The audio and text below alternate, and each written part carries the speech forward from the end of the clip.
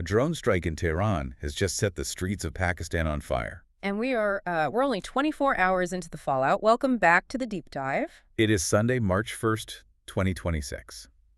If you have looked at a screen today, you know the world feels like it just tipped on its axis. Yeah, it really does. We're doing a special Sunday edition because, well, the news cycle just isn't waiting for Monday morning. No, it definitely isn't. Things are moving incredibly fast. All right, so our mission today is to slow that spin down for you. We need to move past the main headline. We know the assassination happened. We know Iranian Supreme Leader Ali Khamenei is dead.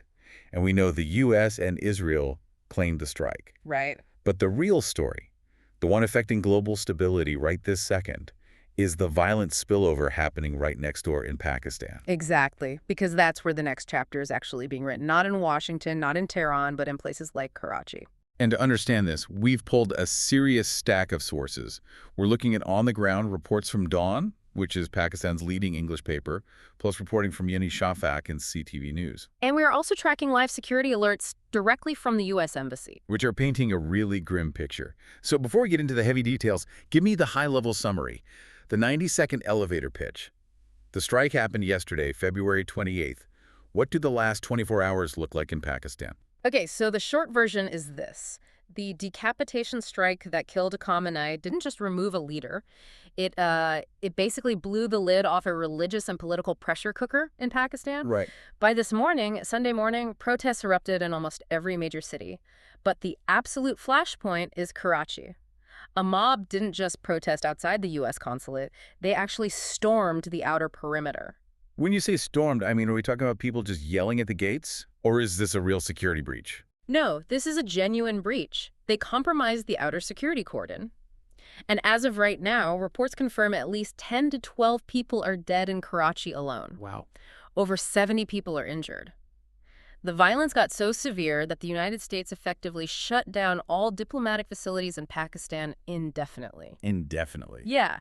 The Pakistani military is deploying to certain regions, and strict curfews are in place right now. So in exactly one day, we went from a targeted airstrike in Iran to a total diplomatic lockdown in Pakistan. It's a literal domino effect happening in real time. Okay, let's rewind the tape a bit to understand the trigger. This wasn't just a simple political assassination. Our sources highlight some specific details about the operation that really fueled this public anger. Yeah, that is a crucial nuance. This was a joint U.S. and Israeli operation in Tehran. From a tactical standpoint, they hit the target. Right, they got him. But according to sources linked to the Iranian Revolutionary Guard, the strike also killed Khamenei's daughter, his son-in-law, and his grandchild. Which totally changes the narrative for the average person on the street. It completely shifts it. It changes the optics from a strategic military strike to what many see as the massacre of a family. Yeah. And that emotional weight transforms a regular protest into a violent riot. People in Pakistan aren't just shouting political slogans right now. They are deeply mourning. But when you look at the global response, you see a completely different reality. We have to look at both sides here to report what's happening neutrally. Right. It is a total split screen. Yeah, I saw the statements from former President Trump. Exactly. Trump posted on Truth Social calling the strike justice and labeling Khamenei as evil. Israeli Prime Minister Netanyahu called it a mortal blow to the axis of evil. And even Ukraine's official account posted something like, "Nothing beats the death of a dictator." Yeah. So on one side, you have leaders celebrating. But on the other side, Pakistan's Prime Minister, Shehbaz Sharif, expressed deep grief and sorrow. And groups like Hezbollah and Hamas are actively vowing revenge. Right. Pakistan's leadership is caught in a terrible trap right now. They have to maintain relations with the West, but their own streets are basically on fire with anti-American anger. Let's zoom in on those streets. Let's go to Karachi. It's Pakistan's largest city. It's their economic hub. What exactly went down at the US Consulate today? This was the core event of the day. The U.S. Consulate General sits on My Karachi Road. Now, this area is a red zone. Break that down for us. Red zone sounds serious, but what does it mean practically? It means it's a high-security diplomatic enclave. You have checkpoints, heavy barricades, restricted access. So civilians can't just walk in? Exactly. It's designed to be impenetrable to civilians. But today, a group called the Majlis Waddat-e Muslimin, or MWM, organized a massive march. And the police just couldn't hold them back? They tried, but they were completely overwhelmed. We are talking about hundreds, potentially thousands of highly emotional people. They pushed right through the outer cordon. And once that broke, The restraint just vanished. Protesters smashed windows. They actually set fire to a portion of the reception area. the reception area inside the consulate perimeter. Yes. And they kept going. They torched a police checkpost outside. They burned several vehicles. Our sources actually described charred motorcycles and the smell of gunpowder hanging over the whole diplomatic enclave. It was chaotic. So how did the police respond? Because 10 dead is a really high number for a protest, even a violent one. The police and the Rangers, which are paramilitary forces, escalated their tactics incredibly fast. Okay. They started with tear gas and baton charges, but when the crowd kept pushing and breached the perimeter, security forces started using aerial firing. Like warning shots into the air. At first, yes, but eventually they used live ammunition directly against the crowd. Wow. Medical officials in Karachi, including the police surgeon, confirmed the casualties.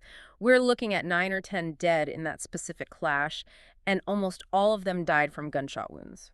That sounds like a complete breakdown of non-lethal crowd control. It shows real panic. When a mob breaches a diplomatic facility, the security forces shift their priority to protecting the actual ground at all costs. But the cost was human life, which just fuels more anger. Exactly. And this didn't just happen in Karachi. The whole map of Pakistan is lighting up right now.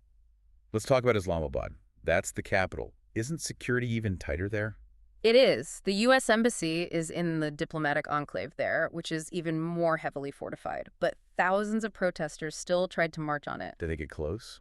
The police had to use heavy tear gas shelling to stop them. 2 protesters died in Islamabad and over 30 were injured. And Lahore. Same story. Protesters surprised the police and actually tried to scale the boundary walls of the US Consulate in Lahore. They got to the walls? Yeah, they were eventually pushed back. But getting that far shows a massive failure in intelligence and crowd control. There is one location from our research that really jumped out at me because it just doesn't fit the usual pattern. Skardu. Right, up north. Skardu is in Gilgit-Baltistan. I mean, isn't that mostly a tourist destination? It's the gateway for mountain climbing, a very peaceful area. Usually, yes, it's the gateway to K2. But today, Skardu saw some of the most intense destruction of all, and the targets were different. They didn't just hit American buildings, right? No, they torched a United Nations office. They also set fire to a school and a police superintendent's office. Wait, a school? That seems totally disconnected from an airstrike in Iran. And that highlights the true danger here. The protest morphed from a specific political grievance into general anti-authority anarchy. The mob mentality just took over. Became an attack on authority itself. Exactly. And it got so bad in Skardu that the civil administration basically threw their hands up and called in the army. The actual military. Yes, they invoked Article 245 of the Constitution. We hear these legal terms in the reports. What does Article 245 actually authorize? It's the ultimate emergency option. It allows the military to take over civil duties. So soldiers are literally on the streets with the power to enforce law and order because the police fail. And they locked the city down. They impose a strict curfew. Tourists are actually hiding in safe houses as we speak. Okay, so we have the military patrolling the streets up north. We have bodies in morgues in Karachi and Islamabad. What does this mean for Americans still inside Pakistan right now? The U.S. Embassy issued a blaring security alert immediately. The message is basically to hide. All consular appointments are canceled for tomorrow, March 2nd. Everything is closed. The consulates in Karachi, Lahore, and Peshawar are completely shut down. If you are an American in Pakistan, you are in total lockdown. And what about the Pakistani citizens? How is their government handling this? They are scrambling to put a lid on it. The interior minister is on television begging people not to take the law into their own hands.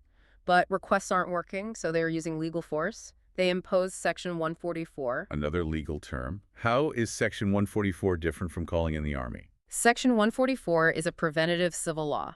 It bans gatherings of 4 or more people. They enacted this across the entire province of Punjab and in Islamabad. So if you just stand outside with 3 friends, you can be arrested on the spot. It is a desperate move to stop mobs from forming.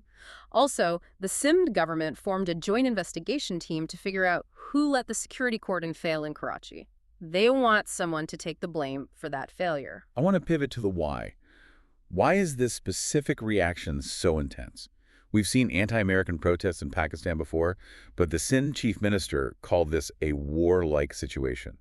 Why today?